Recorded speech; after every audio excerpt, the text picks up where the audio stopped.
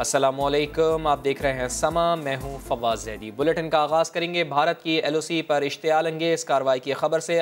दुश्मन Bharat control line पर छेड़छाड़ से बाज न आया। केरला सेक्टर में बिला इश्तियाल फायरिंग करके एक खातून को शदीद ज़ख्मी कर दिया। गाँव बाटला मिथरानी में शहरी आबादी को भी निशाना बनाया। पाक फौज ने दुश्मन को करारा जवाब दिया। जवाबी कार्रवाई में भारतीय चौकियों को निशाना बनाया गया। भारतीय जारियत से 1 साल में 13 शहरी शहीद हो चुके हैं। इस्लामाबाद से देखिए उस्मान खान की report. Army chief general Qamar Javed Bajwa कहते हैं कि पाक फौज मुल्क की दिफा और सलामती के लिए पुराज़्म है।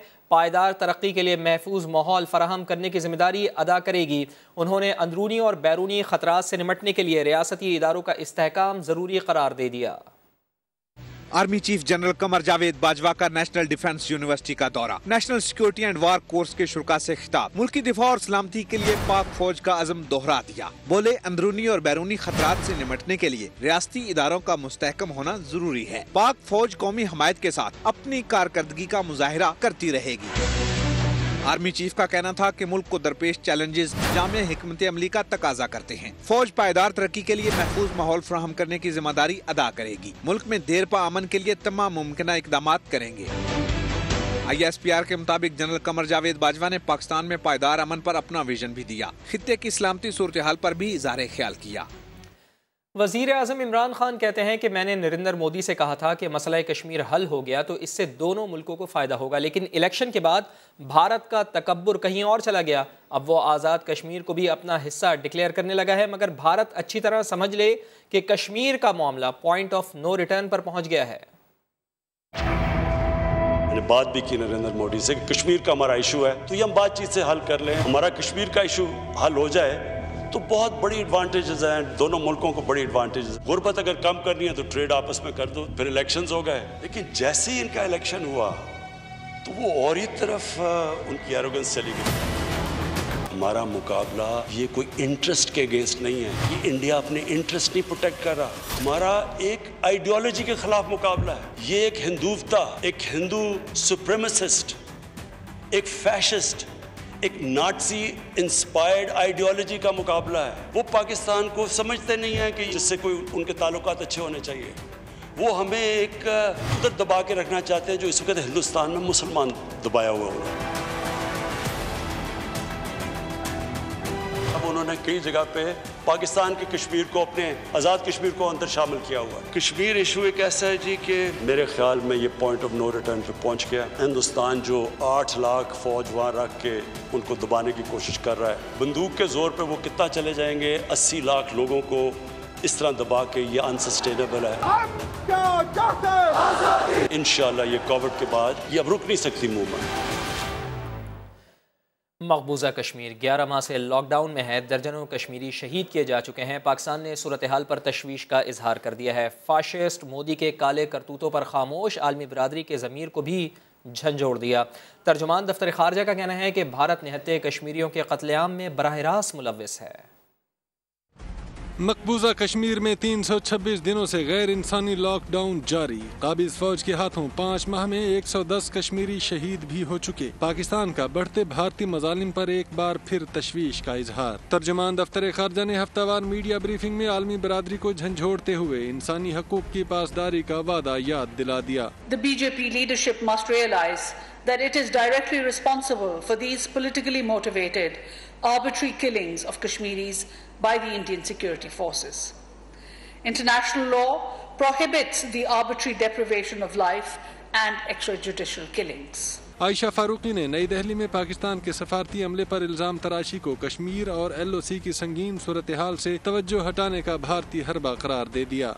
Pakistan strongly condemns the baseless allegations made by the Indian Ministry of External Affairs as a pretext to seek a 50% reduction in the staff strength of the High Commission of Pakistan in New Delhi. Our diplomats and officials have always functioned within the parameters of international law. तर्जुमान दफ्तर खारजा ने कहा OIC ने भारत से फौरी तौर पर कश्मीर में यकतरफा इक़दामात वापस लेने का मुतालबा किया है। अब अक़वाम मुत्तहिदा समेत दीगर आलमी फोरम्स मोदी सरकार पर दबाव डालें। ज़बान फिसल गई या कुछ और। कौमी असम्बली से खिताब के दौरान वज़ीर आज़म इमरान खान ने उसामा बिन लादेन को शहीद कह दिया। वज़ीर आज़म के इस बयान पर लीगी अरकान बरहम हो गए। ख्वाजा आसिफ ने सवाल उठाया कि दहशतगर्द को शहीद क्यों कहा। वज़ीर आज़म इमरान खान का कौमी असम्बली में अहम खिताब, कहा दहशतगर्दी के खिलाफ जंग में साथ भी दिया और जिल्लत भी उठाई, लेकिन अब अमेरिका समेत दुनिया का कोई मुल्क पाकिस्तान की तजलील नहीं कर सकता।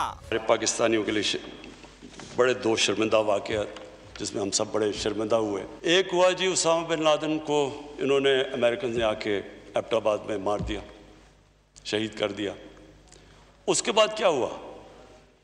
सारी दुनिया ने हमें गालियां निकाली, बुरा हमें कहा। इमरान खान के इन अल्फाज पर मुस्लिम लीग नून के रहनुमा आग बगोला हो गए। इन्होंने उसामा बिन लादेन को आज शहीद डिक्लेयर कर दिया। वो बंदा इस सरजमीन के ऊपर दहशतगर्दी लेके आया था। वो अव्वल और आखिर दहशतगर्द था। उसने मेरे वतन को बर्बाद किया और ये उसको शहीद कह रहे हैं। और शहीद आप कह रहे हैं, लाया ज़ियाउल हक था, शहीद आप कह रहे हैं। ख्वाजा आसिफ कहते हैं रियासत को फैसला करना होगा, शहीद कौन है और किसने मुल्क में दहशतगर्दी का बाजार गर्म किया। वज़ीर आज़म के मुआविन खुसूसी शहबाज गिल ने कहा है कि इमरान खान ने कौमी असम्बली में उसामा बिन लादेन के लिए 2 बार हलाक का लफ्ज़ इस्तेमाल किया। शहबाज गिल ने अपने ट्विटर पैगाम में कहा है कि वज़ीर आज़म के रिमार्क्स को जानबूझकर मुतनाज़ा बनाने की कोशिश की जा रही है। दुनिया में कोई मुल्क दहशतगर्दी के खिलाफ लड़ता है तो वो पाकिस्तान है। डॉक्टर शहबाज गिल ने कहा है कि वज़ीर आज़म इमरान खान और हमारा मुल्क दहशतगर्दी के खिलाफ साबित कदम है। कराची में बड़ी दहशतगर्दी की कार्रवाई का मंसूबा नाकाम बना दिया गया। रेंजर्स और स्पेशल इन्वेस्टिगेशन यूनिट ने MQM लंदन से ताल्लुक़ रखने वाले 3 दहशतगर्दों को गिरफ्तार कर लिया जो शहर में धमाके करने के मंसूबे रखते थे। गिरफ्तार दहशतगर्दों में वसीउल्लाह, मोहम्मद फाजिल और मोहम्मद रिजवान शामिल हैं। मुल्ज़िमान ने इंकशाफ किया है कि वो MQM लंदन से अहकामात लेकर कराची में दहशतगर्दी का मंसूबा बना रहे थे। मुल्ज़िमान साबिक़ MPA वसीम को टारगेट करना चाहते थे। मलीर, शाह फैसल कॉलोनी और कोरंगी के इलाकों में गैस सिलेंडर की दुकान में क्रैकर हमलों का मंसूबा भी बनाया था ताकि सिलेंडरों के फटने से बड़े धमाके हो सकें। शदीद गर्मी ऊपर से तवील गैर एलानिया लोड शेडिंग ने के इलेक्ट्रिक ने कराची वालों का सुकून छीन लिया है। कई घंटे की बिजली की बंदिश ने शहरियों की ज़िंदगी अजीरन बना दी है। लोड शेडिंग की सूरत हाल जान लेते हैं। समग्र नुमाइंदे अमर रहमान खान हमारे साथ मौजूद हैं। अमर, बहुत बुरा हाल है कराची वालों का, कब तक ये सिलसिला जारी रहेगा और कौन कौन से इलाके ज़्यादा मुतासर हो रहे हैं? जी देखिए फवाद, इस वक्त ये कहना मुश्किल है कि कौन कौन से इलाके मुतासर हो रहे हैं। कराची के तमाम ही इलाके इस लोड शेडिंग से मुतासर हैं। गैर एलानिया लोड शेडिंग के इलेक्ट्रिक की जानिब से की जा रही है।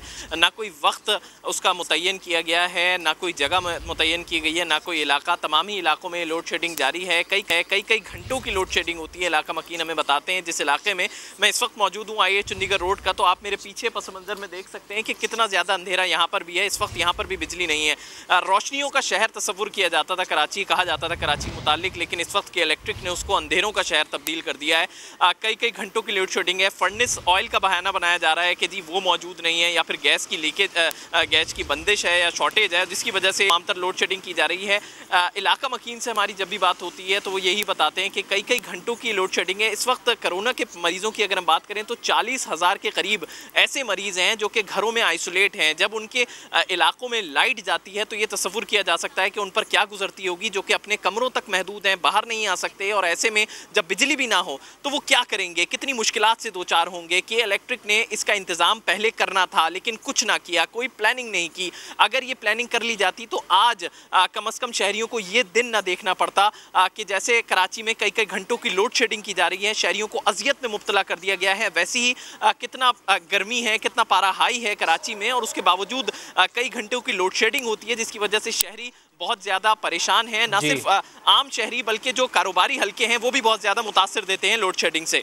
जी ठीक है, अमर रहमान खान, बहुत तफसील से आपने हमें आगाह किया, बहुत शुक्रिया आपका। के इलेक्ट्रिक की गफलत एक बार फिर कराची पर भारी पड़ गई है। शहर कायद के सार्फिन अगले माह भी लोड शेडिंग का अजाब झेलते रहेंगे। नेपरा ने हैदराबाद और सक्खर में गैर एलानिया लोड शेडिंग और जायद बिलों की वसूली का भी नोटिस ले लिया है। इस्लामाबाद से देखिए वहाब कामरान की रिपोर्ट।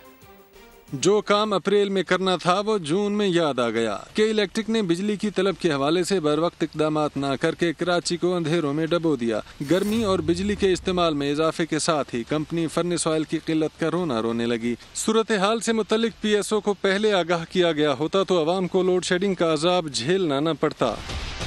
के इलेक्ट्रिक ने अप्रैल के बजाय 2 जून को फर्नेस ऑयल तलब किया। अब 2 कार्गोज 18 जुलाई तक 1,40,000 मैट्रिक टन फर्नेस ऑयल लेकर पाकिस्तान पहुंचेंगे, यानी कराची में जुलाई के वस्त तक लोड शेडिंग का सिलसिला जारी रहेगा। नेपरा ने भी के इलेक्ट्रिक से तफसीली रिपोर्ट तलब कर रखी है। हुकाम कहते हैं शवाहिद के साथ जायजा लेंगे कि के इलेक्ट्रिक ने फर्नेस ऑयल की तलब कब की। कोताही साबित हुई तो कानून के मुताबिक कार्रवाई की जाएगी। नेपरा ने हैदराबाद और सखर इलेक्ट्रिक पावर कंपनियों के जेर इंतजाम इलाकों में गैर एलानिया लोड शेडिंग और इजाफी बिलों का भी नोटिस ले लिया। अथॉरिटी ने दोनों कंपनियों से तफसीली रिपोर्ट मांग ली। नेपरा एलानिया में कहा गया है कि सारिफीन जायद बिजली बिल की शिकायत हैदराबाद और सखर में नेपरा के रीजनल दफातर में जमा करा सकते हैं। वहाब कामरान, समा, Islamabad. Welcome back. Supreme court में कोरोना असखुद नोटिस केस की समाअत हुई है। मुल्क भर में जारी बिजली की लोड शेडिंग और सिंध हुकूमत की जानिब से लग्जरी गाड़ियों की खरीदारी पर अदालत ने शदीद बरहमी का इजहार किया है। चीफ जस्टिस ऑफ पाकिस्तान बोले, जहां 18-18 घंटे बिजली ना हो वहां अवाम हुकूमत की बात क्यों मानेंगे। इस्लामाबाद से देखिए जुल्करनैन इकबाल की रिपोर्ट। सुप्रीम कोर्ट में कोरोना खुद नोटिस केस की समाअत। चीफ जस्टिस का मुल्क भर में जारी बिजली की लोड शेडिंग पर शदीद बरहमी का इजहार। इस्तफसार किया, लॉकडाउन के बायस तमाम स्कूल अक्सर दफातर बंद हैं, मार्केटें भी जल्दी बंद हो जाती हैं। तलब नेशनल ग्रिड में मौजूद बिजली से कम, फिर ये लोड शेडिंग क्यों हो रही है। जिस मुल्क में 18 घंटे बिजली न हो वहाँ अवाम हुकूमत की बात क्यों मानेगी। आइन अवाम और हुकूमत के दरमियान मुआहिदा है। हुकूमत अवाम के साथ होने वाले मुआहिदे को तोड़ रही है। बच्चे बूढ़े हो गए लेकिन आइन का फल इन्हें नसीब नहीं हो सका। पार्लियामान को एहसास होना चाहिए कि आइन के समरात अवाम को नहीं मिल रहे। अदालत का सिंध हुकूमत का 4 अरब की लग्जरी गाड़ियां खरीदने पर भी नाराजगी का इजहार। चीफ जस्टिस बोले, सूबाई हुकूमत के पास कराची का नाला साफ करने के लिए पैसे नहीं मगर लग्जरी गाड़ियों के लिए रकम मौजूद है। अदालत ने सिंध हुकूमत से वजाहत तलब करते हुए गुज्जर नाले की सफाई के लिए रकम का बंदोबस्त करने की हिदायत कर दी। जुल्करनैन इकबाल, समा, इस्लामाबाद। बजट में शहरी इलाकों को नज़रअंदाज करने पर MQM का सिंध असम्बली के बाहर धरना जारी। PP का वफ्द MQM को मनाने पहुंचा मगर नाकाम रहा। मेयर कराची वसीम अख्तर कहते हैं कि हमारे मुतालबात जायज़ हैं, कराची के मसाइल हल ना हुए तो हम वोटर्स को कॉल दे सकते हैं। आधे से ज़्यादा सिंध का मैंडेट हमारे पास है। संजय साधवानी की रिपोर्ट। सिंध असेंबली में MQM अरकान का एहतजाज। बजट में शहरी इलाकों को नज़रअंदाज करने पर नारेबाजी करते हुए वॉकआउट कर गए।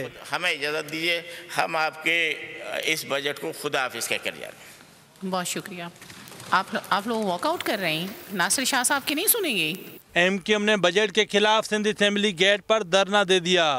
सिंध के शहरी इलाकों के साथ, हैदराबाद के साथ, दीगर शहरों के साथ होने वाली ज़्यादतियों और नाइंसाफ़ियों से आगाह किया है और उसके बाद हम इस बजट को रिजेक्ट कर असेंबली इजलास खत्म हो गया लेकिन MQM पाकिस्तान का धरना खत्म न हुआ।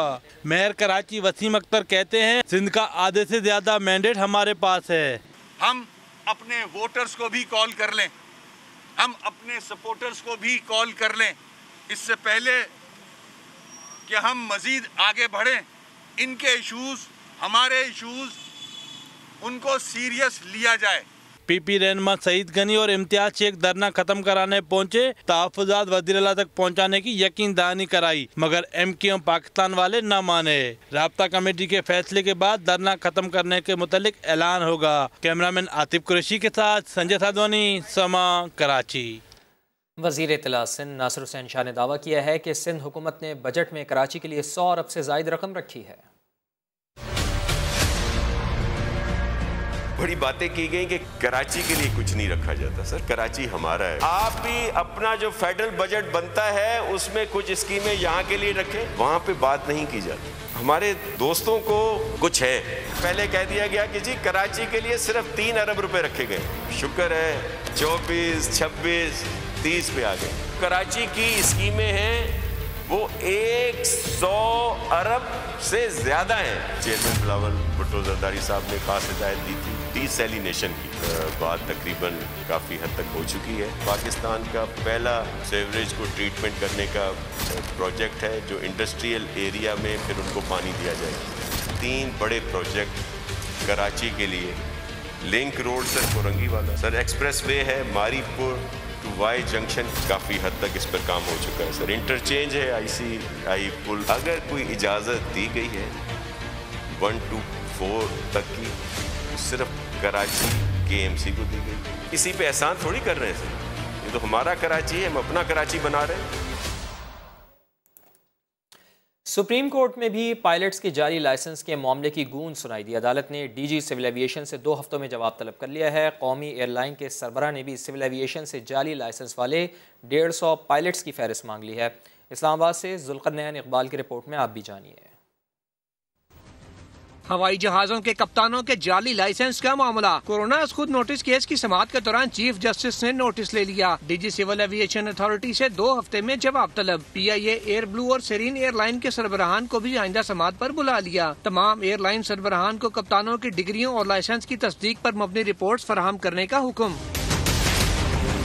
अदालत ने करार दिया मुसाफिरों की जान खतरे में डालना संगीन जुर्म है। बताया जाए पायलट्स को जाली लाइसेंस कैसे और क्यों जारी हुए। स्प्रे वाले जहाजों के लिए पायलट नहीं मिल रहे, कमर्शियल जहाजों को जाली लाइसेंस वाले कप्तान उड़ा रहे हैं। चीफ जस्टिस का कहना था तमाम जहाज चलते फिरते मिसाइल लगते हैं, कुछ मालूम नहीं मुसाफिरों से भरे मिसाइल कब कहाँ फट जाएं।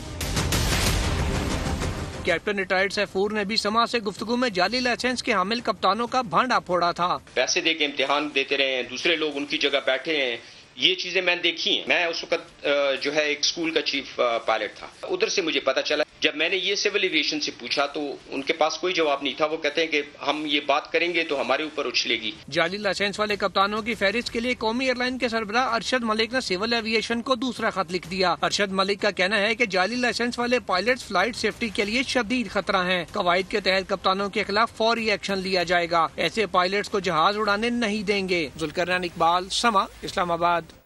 PIA में जाली लाइसेंस याफ्ता पायलट्स का मामला। सिविल एविएशन अथॉरिटी ने वफाकी वजीर बराए हवाबाजी का हुक्म, हवा में उड़ा दिया जाली लाइसेंस वाले पायलट्स की फहरिस्त अब तक PIA को फराहम नहीं की गई।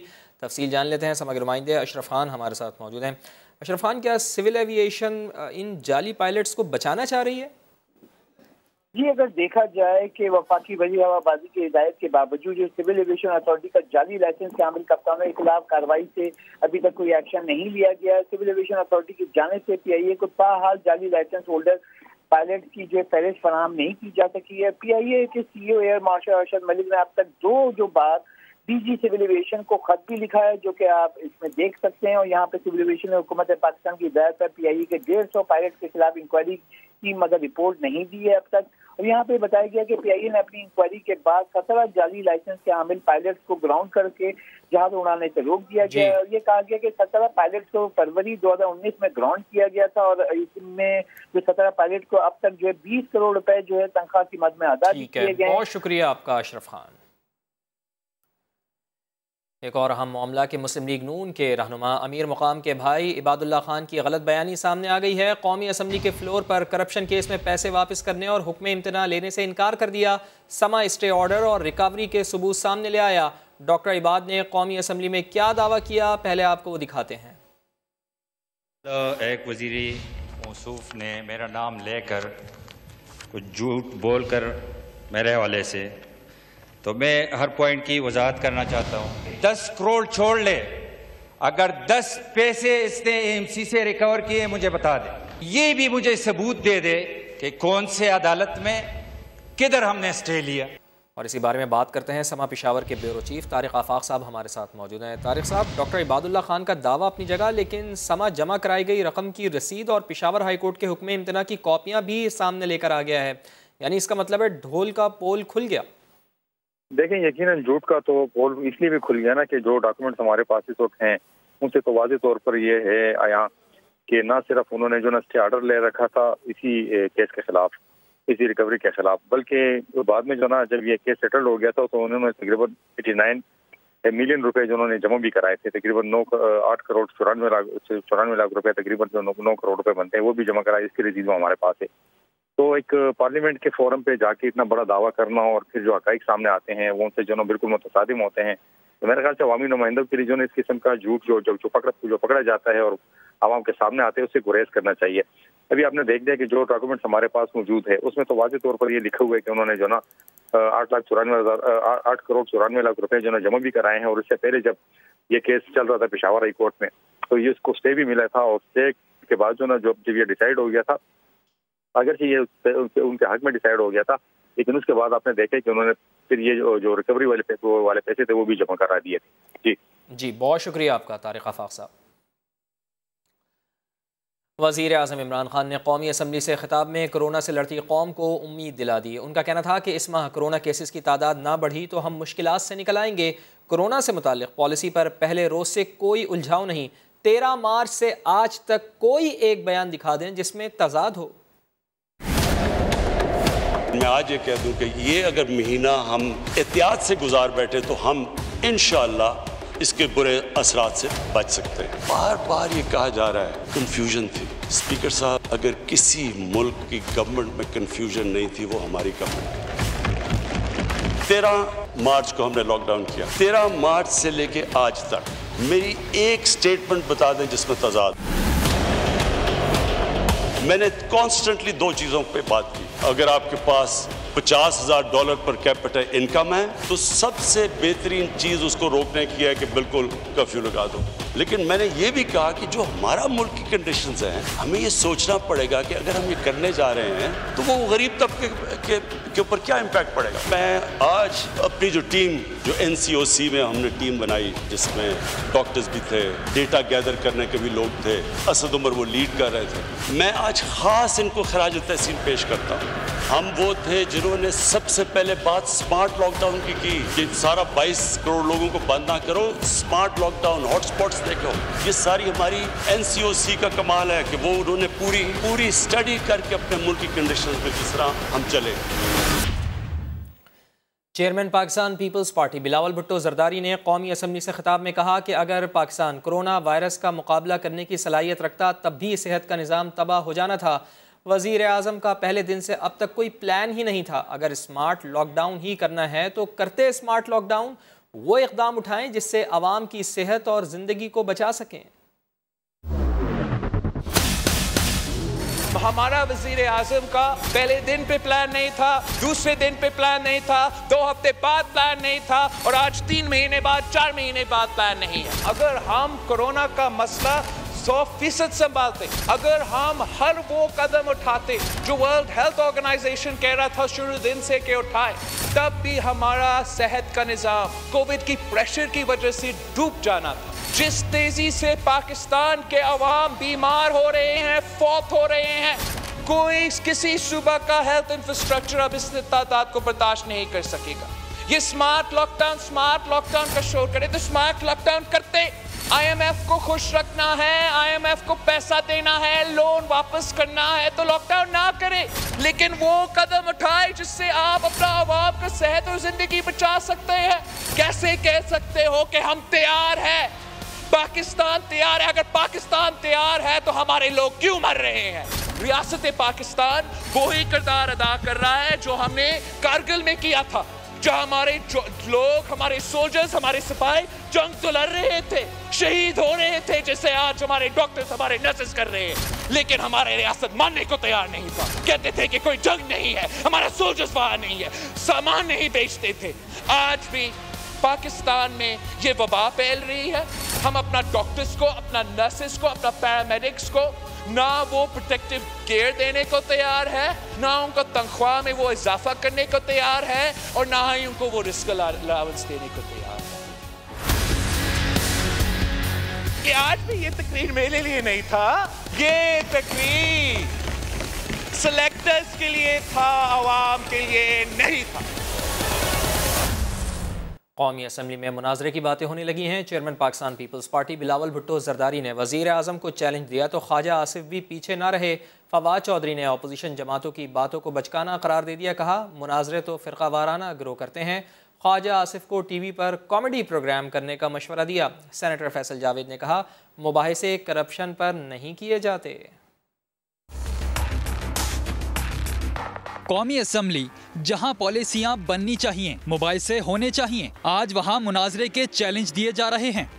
मैं चैलेंज करता हूं वजीर आजम साहब को कि या इधर आके डिबेट करें, फेस टू फेस डिबेट करें, जहां आप ऑपोजिशन का सवाल का जवाब दो, या टीवी पे आपका बड़ा शौक है टीवी पे जाने को। बिलावल जरदारी की बातों पर नून लीगी रहनुमा ख्वाजा आसिफ ने भी खूब गिरा लगाई। जिस तरह बिलावल भुट्टो जरदारी साहब ने कहा है, हमारे साथ ये किसी टीवी के ऊपर, किसी चैनल के ऊपर जो है ये मुनाजरा कर ले। समा से गुफ्तगू में वफाकी वजीर साइंस और टेक्नोलॉजी फवाद चौधरी बोले, ऐसी बातें तो फिरका वाराना गिरोह करते हैं। ये नई टर्म ही सियासत में जो है वो बिलावल साहब ने इंट्रोड्यूस करी, और इससे लगता है कि कितना इमेच्योर पॉलिटिक्स है पीपल्स पार्टी की और बिलावल भुट्टो की। ख्वाजा आसिफ जिस किस्म की गुफ्तगू कर रहे हैं, ऐसी गुफ्तगू लाहौर के दिली ड्रामों में होती थी, वो आजकल बंद है। आजकल टेलीविजन के ऊपर कुछ कॉमेडी शो चल रहे हैं। अगर उनको नौकरी की तलाश है, उनको किसी टीवी पे भी अच्छी नौकरी मिल जाएगी। PTI के सेनेटर फैसल जावेद ने कहा, अपोजिशन को अगर मुनाजरे का इतना ही शौक है तो पहले UC चेयरमैन से दो हाथ कर लें, उसके बाद हमारे MPA के साथ आ जाए, फिर MNA के साथ आ जाए, फिर अवाम फैसला करेगी कि अगले राउंड में किसके साथ स्पीच करनी है। वजीर आजम इमरान खान ने बेहतर पॉलिसी साजी के लिए बहस व मुबाहिसे की बात की थी, लेकिन अपोजिशन जमातें तो मुनाजरों पर उतर आई हैं। चीफ जस्टिस ऑफ पाकिस्तान ने अदलिया और जजेस के खिलाफ आगा इफ्तिखारुद्दीन की तौहीना में इस वीडियो का नोटिस ले लिया है। असखुद नोटिस केस की समाअत आज होगी। रिपोर्ट कर रहे हैं इस्लामाबाद से जुल्करनैन इकबाल। अदलिया और जजेस के खिलाफ तौहीन आमेज गुफ्तगू आगा इफ्तिखारुद्दीन को महंगी पड़ गई। चीफ जस्टिस ऑफ पाकिस्तान ने नोटिस ले लिया, मुकदमा समाअत के लिए भी मुकर्रर। चीफ जस्टिस गुलजार अहमद और जस्टिस एजाजुल एहसन पर मुश्तमिल 2 रुकनी बेंच जुमे को समाअत करेगा। सुप्रीम कोर्ट एलामिया के मुताबिक सोशल मीडिया पर ज़ेरे गर्दिश वीडियो में अदलिया और जजों के बारे में तौहीन आमेज और गुस्ताखाना गुफ्तगू की गई थी। अदालत ने अटॉर्नी जनरल खालिद जावेद को भी नोटिस जारी कर दिया। जुल्करनैन इकबाल, समा, Islamabad. State bank of Pakistan ने अगले 2 माह के लिए शरह सूद मजीद 1% कम करके 7% कर दी है। गवर्नर स्टेट बैंक का कहना है कि महंगाई की रफ्तार में कमी हुई है, मुल्क में मुआशी सुस्त रफ्तारी बरकरार है और शरह नमू में कमी के खतरात बढ़ गए हैं। अशरफ खान की रिपोर्ट।